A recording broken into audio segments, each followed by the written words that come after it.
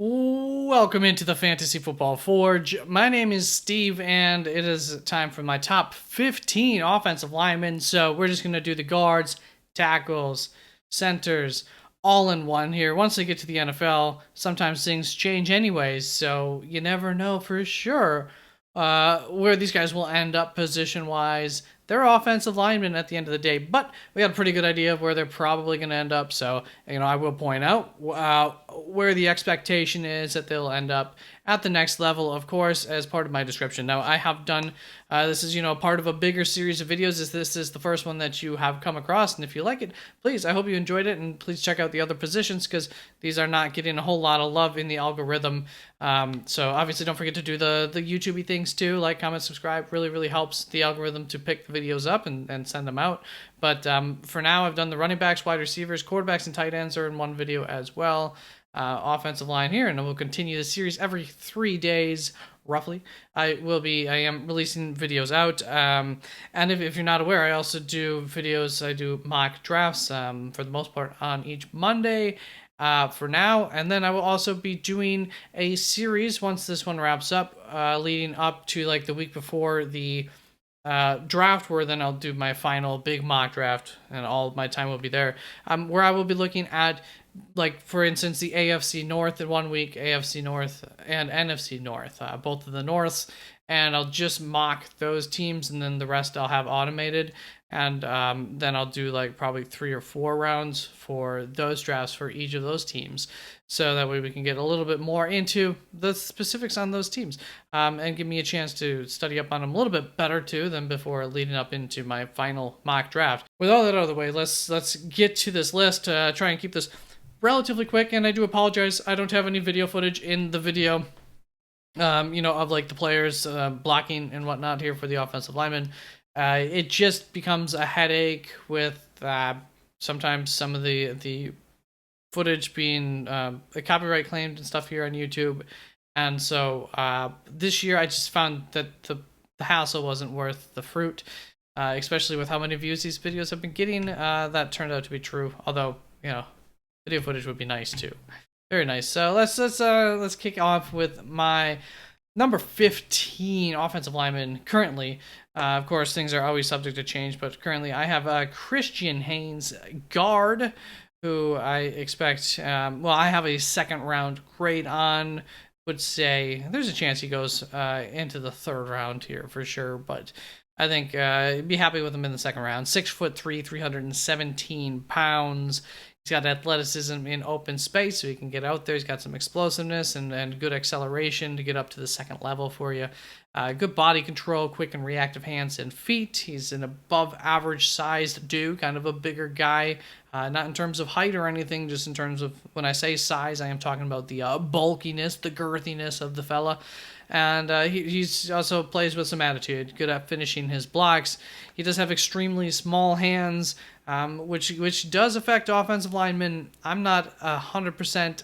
I can't quite figure out how much exactly, but it is a concern as far as grip strength goes, and just being able to hold on to your blocks.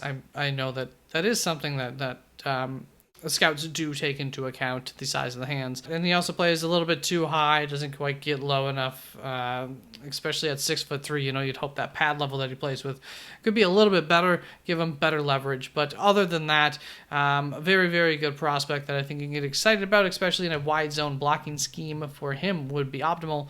I'm not going to talk about scheme with every single one of these guys, but sometimes there's an obvious answer that I've come across.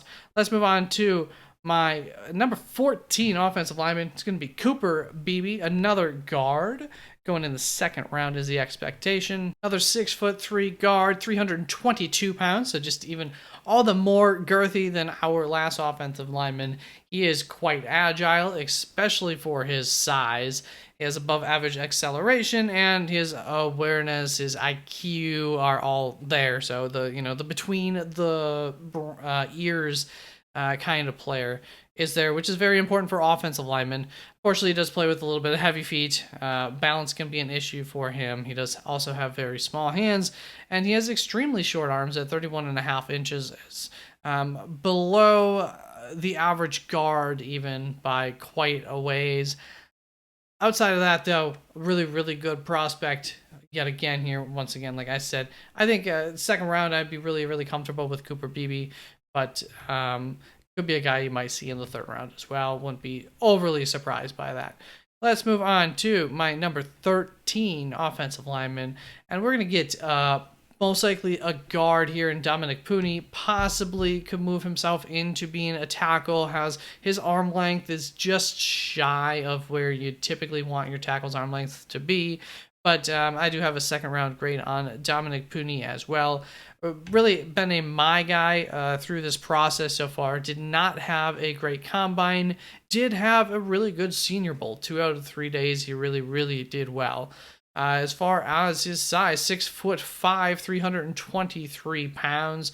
So he is a little bit undersized for that height there, which does impact him a few ways. Sustaining blocks, moving other people's bodies, that getting able to push guys back and create a bigger pocket. Not necessarily strengths of his, and you do see him end up holding more than you would like. And so hopefully those are things that he can get cleaned up a little bit, add a little bit of weight to his frame there. But at the size that he's at, he does have, he's extremely agile. It's part of why he's playing tackle. I believe he played tackle his last year in college at Kansas. He's a crafty in pass protection. He knows what he's doing. He plays with a high motor as well. But his agility is limited to, within a box. It's not agility that's going to get you moving out to the second level or anything like that. In fact, his acceleration is not really that great.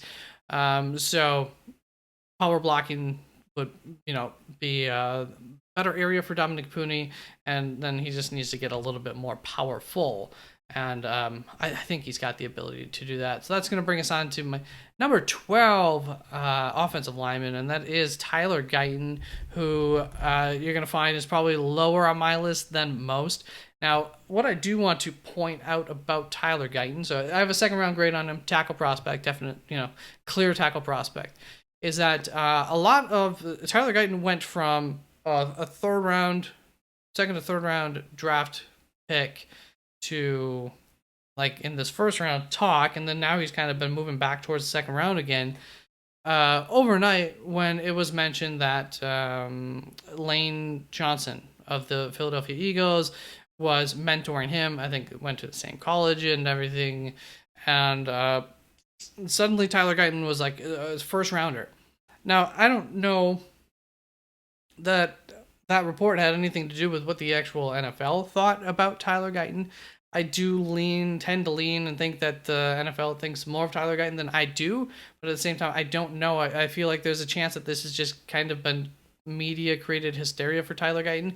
That said, he also is a very good projecting, prospect to the next level. He has the high end tools to, possibly be the best pass blocking, just blocking tackle in this draft come 5 years from now. Like, that is within the realm of possibilities for Tyler Guyton, and all of that could mean he ends up going in the first round or something like that. But like I said, I was closer to a third round grade on him than first. Kind of settled here in this where I have him, because he does have these high end tools, and you will see I do try to lean a little bit more towards the ceiling of players as far as to where I rank them, because at the end of the day, superstars are really what changes the landscape for teams often, and so sometimes you just got to take shots for that. As far as Tyler Guyton goes, 6'8", 322 pounds.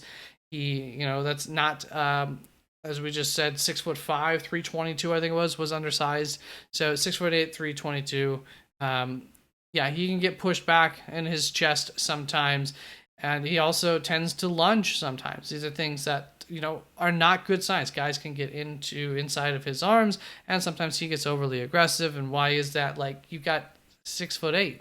You should have some decent reach, and that's where I think the numbers might be a little bit surprising from the combine for some people. He doesn't have the massive length that you would have expected of a 6'8" dude. He's also been quite inconsistent. His production at the college level has been above average. It hasn't been some sort of amazing production. As far as these projectable things going forward goes, he is an above average athlete at 6'8". So, that's great. Size and athletics go a long ways. At certain positions, it may or may not end up working for you at the tackle. You need the things that go on inside the brain, and he does have that. He does understand the position quite well. Just needs to clean up several things. But at the end of the day, this is a guy that you can put on an island. You can put him up against, the best of edge rushers. At least this is the projection. This is the hope for Tyler Guyton. You can put him up against the best edge rushers you could in college, and he'll probably, he'll be able to do just as good of a job against them as he might somebody lesser, just because of his ultimate size. And I will say the one thing that I really liked about Tyler Guyton is that even when he lost reps, he still continued to battle through that loss, and he never lost big. He always prevented, got in the way of, managed to lose less, lose slower than he initially was getting beat by, which was just, buying some time for his quarterback to scramble, get rid of the ball, etc. So I really like that about Tyler Guyton. Never really gave up on a rep or anything like that, but still a project, and the high end very, very much is there with him, and I won't deny that. But there is another project that I like a little bit more that's kind of in the similar build and billing as him, which will be coming up just shortly. But at my 11th ranked offensive lineman here, I've got Zach Frazier, center. Once again, a second round grade on him. 6'2.5", 313 pounds. Very short, very heavy, girthy kind of fella. Let you like squatty potty there at center. So you love to see that. Quite strong, has a very good anchor. That all fits the build. That's what you want to see from a 6'2.5", 313-pound guy. He has massive hands. His grip strength is right there, and his pad level footwork is all there as well. Very, very good prospect.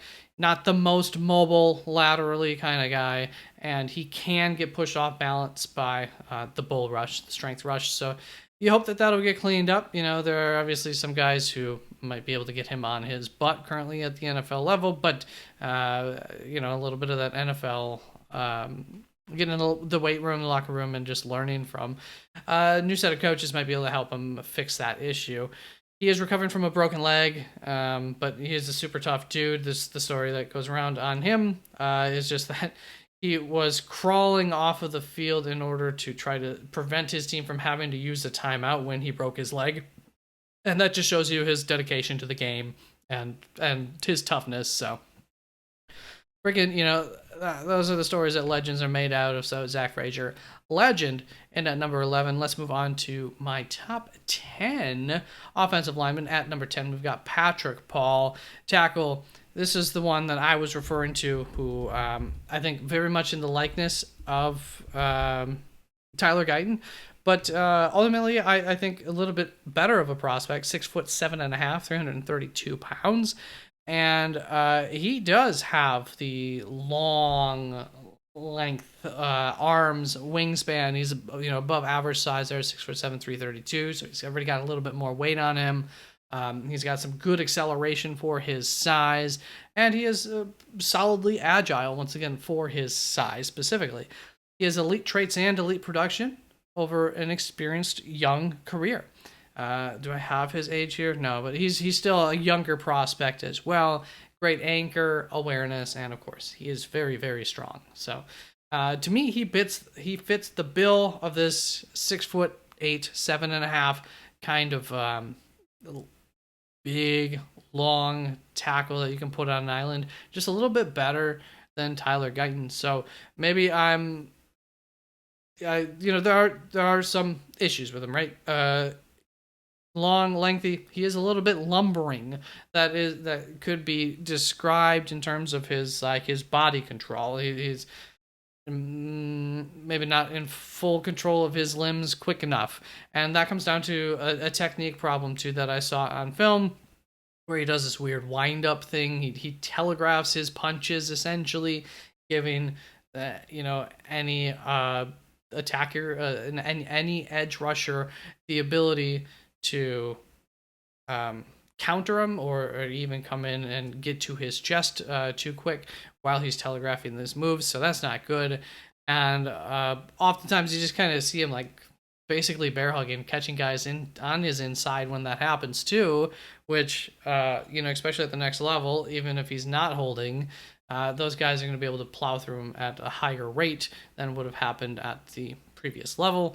And he has some poor footwork, so he's going to need to also develop, but he has been developing year over year over year. He has continued to get better in terms of his abilities and his production. He didn't really stand out very much at the Senior Bowl. He was kind of had some good, had some bad there. Much like Tyler Guyton, maybe not as much good as Tyler Guyton, though, I would say. A little bit more of the bad. So there is that, but I like him projecting forward just a little bit more. Let's bring us to my 9th offensive lineman, Jordan Morgan, who is pretty solidly in the guard territory. I thought he was going to be a tackle and make it because of he's light on his feet, very mobile, good at mirroring.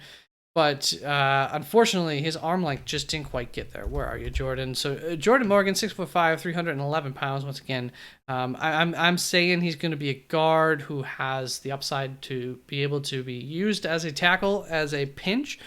But his arm length is going to be just a little bit too short.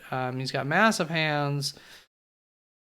Where are you? Arm length, inconsistent. Arm length for a tackle is shy of expectations, too short.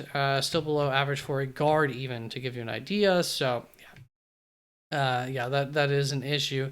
You're going to want to use him in a zone blocking scheme, so there's another knock. Not going to be for every team necessarily, but he's got a very compact build, and he can bring some pop to his blocks. Really, really, those heavy hands, those big hands, will be felt and noticed by anybody that he is blocking. And he, like I said, he is good in mirroring. He's agile, he's quick, he's elite acceleration, and he is quite strong as well. That arm length issue is going to be an issue. Inconsistent pad level, tends to lunge too often, which you would think he really doesn't need to. He's got strength and he's got the footwork going for him, so I think you can probably get rid of that problem pretty quickly when you put him into a guard spot. But you're gonna be losing out on some of his better qualities too as a guard. So hopefully you can get him on some poles and whatnot. And then he does struggle against counters, to have a counter to the counter. So other than that, though, Jordan Morgan, I still think is a very, very strong prospect. Just not quite a first-round tackle, instead like a second-round guard, unfortunately. That's going to bring us to my number 8 offensive lineman in Graham Barton. And you'll notice I just have offensive line here, first to second round. Just kind of depends when he goes, he's going to go. But that's pretty universally, I think, the territory that people are kind of putting him in. 6'5.5", 313 pounds. He's got the attitude. He can finish blocks. He's got the athleticism. He's got the versatility. He's a 5-position man. He's played all of them, but he might be the best fit at a center, which I believe is where he tested out at the combine. But I also think he'll probably be used as a guard first. And has the I guess it depends a little bit where he goes, but has the versatility to go center. He also is a good height for both of those, for whatever height is worth. But he would be a little tall for a center as well at 6'5.5". As far as his weaknesses go, he is a little bit undersized as a guard. This is why I say maybe move him. Might be a better center prospect. Just a very high floor prospect, ultimately, is what I would say about Graham Barton. And that's going to bring us on to our number 6 offensive lineman, 7 I can count, which is JPJ Jackson Powers Johnson. First round, our first round talent. And talk about, safe picks. Graham Barton might have the highest floor. Jackson Powers Johnson would also be in that argument for having a really high floor. I did not put his height here, 6'3.5". I apologize. It was 328 pounds. He's a big boy. He's a size, power kind of guy. He's got extreme girth. I believe, let's see here, do I have it written down? I don't, but I believe fire hydrant has been a word used for him. Now I can't remember exactly by who because I don't have that written down, but built like a fire hydrant is definitely a saying that I think is said about squatty guys. He's a squatty guy. He plays with an edge. He's got an absolute attitude, pushes dudes on their own butt all the time, and he's athletic, so he's really got it all going for him. What are his weaknesses? Well, he's not the quickest center. He's, a lot of times centers can be pretty quick. He's not that guy, and he does not have extremely long arms or anything like that. But these are the things that, as a center, is a spot where you can get past these things, and these are going to hurt you less. More the further you go out. Quickness and length are more important the closer you get to the tackle position from the guard to the center. Less important.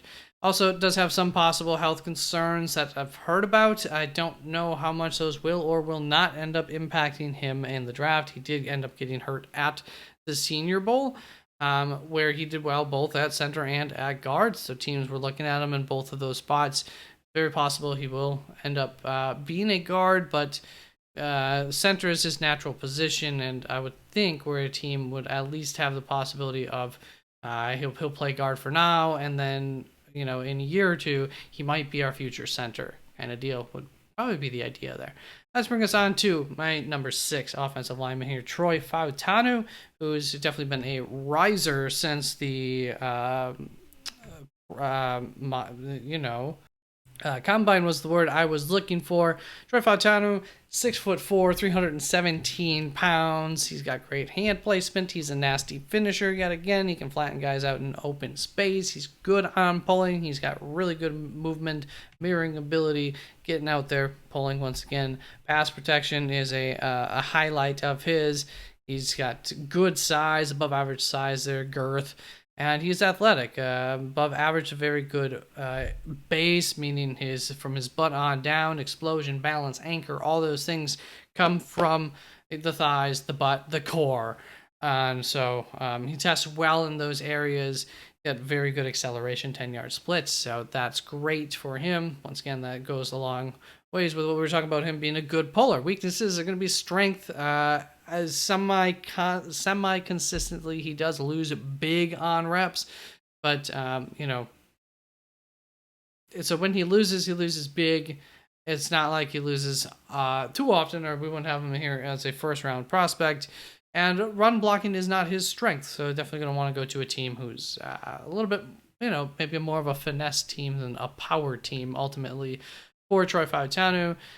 23 and a half years old, age not working in his favor, a little bit older of a prospect. These are the things holding him back, but ultimately, really a prospect that a lot of people like. A lot of people thought he was a guard. I never liked him as a guard, but and I underestimated his mobility a little bit as a tackle. But as a tackle, much bigger fan of him than what all the talk and chatter was about. That's to bring us on to the top 5. And before we get to the top 5, a quick ad. And before we get to that, I just want to let you know I also have more stuff that I have added for anybody who would like to donate to the channel, being the combine numbers. Got all that nice and color-coded for you so you can see how well or how poor a guy did compared to others at the same position over the last 3 years of data is what I've collected. And now, time for an advertisement from me, Steve, of TheFantasyFootbalForge. I wanted to make you aware of some of the benefits that you can receive by becoming a supporting member of the channel for the low price of 99 cents. Upon becoming a channel member, you will receive a link to a Discord channel where you can communicate with the community on whole, and at this time of draft season, you will also receive access to a bunch of extra benefits. Number 1. Write-ups for each player I've scouted at each position, some of their strengths, their weaknesses, and extra notes that I wrote about each of them. Number 2, my positional draft board with players in order of their draft grade via round, first round, second round, second/third round draft grade, etc. Number 3, my top 50 big board. Thank you very much for any and all of your support. And now back to your regularly scheduled programming. And that's going to bring us on to the top 5 offensive linemen I have. Starting off with a tackle in J.C. Latham, 6'6", 342 pounds. He's a big boy, above average arm length, extremely girthy. So he's on the higher end. This is where it's actually another number that you would get to see on my data from the combine is the pounds per height, kind of like I said, the girthy number.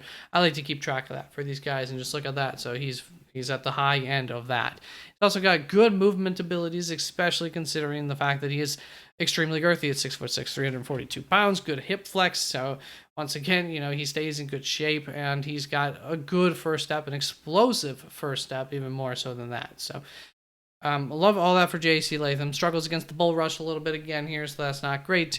But I think you can figure that out, fix that up.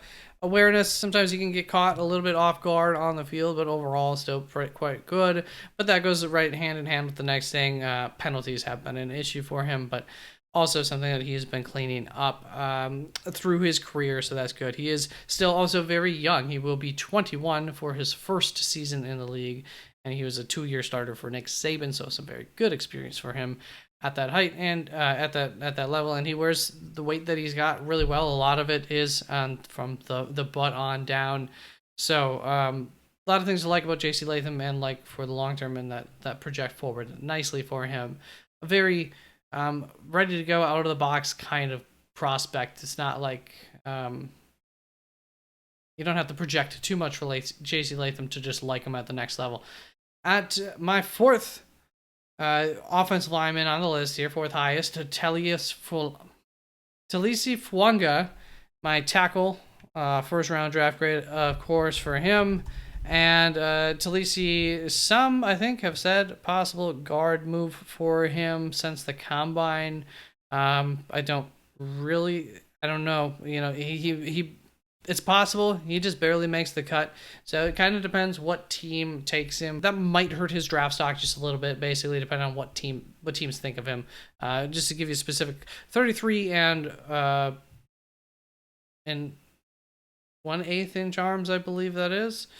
So that's basically at the very lowest end that you'll find in the league, a tackle for their arm length, but it is within the possibility there. 6'6", 324 pounds. If I didn't say that, he's a run blocking beast, probably the best in the draft class, and he pushes, he drives his blockers back very, very well. So you love that. Created an open space for his running backs. Got above average acceleration. He has an excellent anchor and core strength. He is a tone setter. He plays with attitude and power. He truly is a really, really nice guy in all the interviews and everything, but when he's on the field, he's got a mean streak to him, and he's got above average size. So it all fits. The very stereotypical, really good run blocking dude is Talisi Fwanga. You just gotta love the dude. Where he struggles is going to be guys beating him on the inside, quicker edge rushers like that. So he's just got to get a little bit better, maybe quicker feet and quicker at diagnosing that, so he can kind of plan ahead. Would be the only thing in the passing game. Other than that, he's been pretty dominant throughout the entire process here, and he was elite in terms of the run blocking in college level. So I think a lot of people are going to just like him from the interviews and everything. That's going to help his draft stock too. It might offset some of the concerns that teams have for him at tackle. But my third favorite, or highest rated offensive lineman, is going to be Olu Fanu here, who's a guy kind of the opposite end of the spectrum. It's actually Fashanu. That's the first time I've had to actually say that out loud on camera since I learned it is Olu whatever Fashanu. Olu is not his complete full name. It's Olu Muyiwa. I can hear it and I can say it, but if I'm trying to read it and say it, I can't say it. So it's Olu Fashanu. 6'6", 312 pounds. Like I said, opposite of Talisi Fwanga, he doesn't really have that mean motor. He's got tiny hands. Power is not his thing. He's got to get lower. His pad level is inconsistent. And when he's going to block at the second level, sometimes he takes bad angles. But Olu is an absolute dominant. If you're a quarterback and you got Olu over there on your left-hand side. You're feeling pretty good about it. And I think at the NFL level, it's going to continue to be the case. He can play on an island and protect his quarterback very well. And at the end of the day, in the NFL, this is a passing league. Protecting your quarterback is one of the most important things that quality that you can have in the game outside of being the actual quarterback themselves. That's why left tackle is as important as it is. So I think some team is going to feel, similarly enough about that than me, that they're going to overlook the fact that he did struggle a little bit in the passing game. He doesn't have that mean streak in him necessarily that a lot of NFL people want from their offensive linemen, and I totally understand that because he's got quick feet, finesse player, and he's just going to protect your $1 million man like no other. And so I love that for him. Let's see. He was on Bruce Feldman's freaks list, so he's got the athletics to back everything up. He's got heavy hands, quick hands. Once again, he's going to protect your quarterback. I have very little doubt about that. So, depending on how much teams also have a doubt about that, he should be going pretty I in this draft. But we'll see. He could fall. That's possible due to the tiny hands thing. Like and I say tiny hands, I don't just mean he has small hands. I mean the smallest, I think, recorded hands for a tackle like in draft history, which means like in the past 20-something years, I want to say, is how far back the draft data goes as far as the NFL keeping account of that. So that's going to bring us on to my number 2 prospect here, Marius Mims, who I climbed up the board here a little ways. Used to have him as my number 4, and when going through these prospects again, this was always going to be a thing here. I like traits quite a bit. Marius Mims physically has absolutely elite traits. He's got the height, he's got the weight, he's got the hands, he's got the arm, he's got the wingspan, arm length, hand size, all that. Elite, huge, mammoth of a human being. I think I said it, 6'7", 340 pounds. Has not played a whole lot, and that's the thing that you can look at two ways. And so previously I looked at it as, well, inexperienced, he's a project, but he's got all the tools. The thing is he did really, really well in those few games that he played. Like, he still played up to the level of all these guys that we're looking at in the first round. Really, no different. He was very, very good to some extreme or another, better at pass blocking as well. So you like that than run blocking even. Or at least I like that a little bit more. And I don't know if I said both ways, but so the one way is to look at it like it's he's a project. The other way to look at it as, look at what he's done already with very, very little usage. Like, he's already a beast and he's hardly played at all. Like, the sky is the absolute limit. In either scenario, the sky is the limit. The question is just, how early do you take him? How comfortable are you there taking him? Like, if you're the New York Jets and your window is literally now probably, and might even be closed by the time you hit next season, are you comfortable taking Marius Mims? And that's where I have changed my mind and why I've moved him up to my second prospect. I am comfortable taking Marius Mims. That is ultra impressive that in such, with fewer than 700 snaps over the past 2 seasons, he is still up there with some guys who've had double the amount of snaps than him. The other thing that could hold him back in the draft, though, is compared to how you look at him, is also there are some possible health concerns. Like I said, over the past 2 seasons, he did miss some time in there due to injury, but I don't believe that they are injuries that you're going to be ultimately too concerned about at the next level. Just kind of tweaks something here and there. Type of injuries, as far as I recall, I don't have them written down, unfortunately.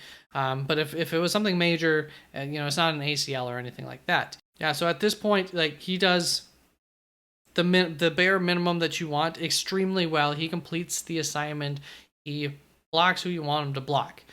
And I think as he gets more time, technique, learns everything more, and just gets more snaps, that's where you're going to see him move into being possibly the best left tackle in the league in 4 years. I think is very, very, very, I don't want to say likely, because it's not likely for anybody, But in terms of likelihood, he has as high of a chance as anybody that, frankly, I've looked at in the last 3 years. Let's move on to some of the weaknesses. It does come down to technique. He still needs to work on his handwork a little bit, work on his footwork a little bit.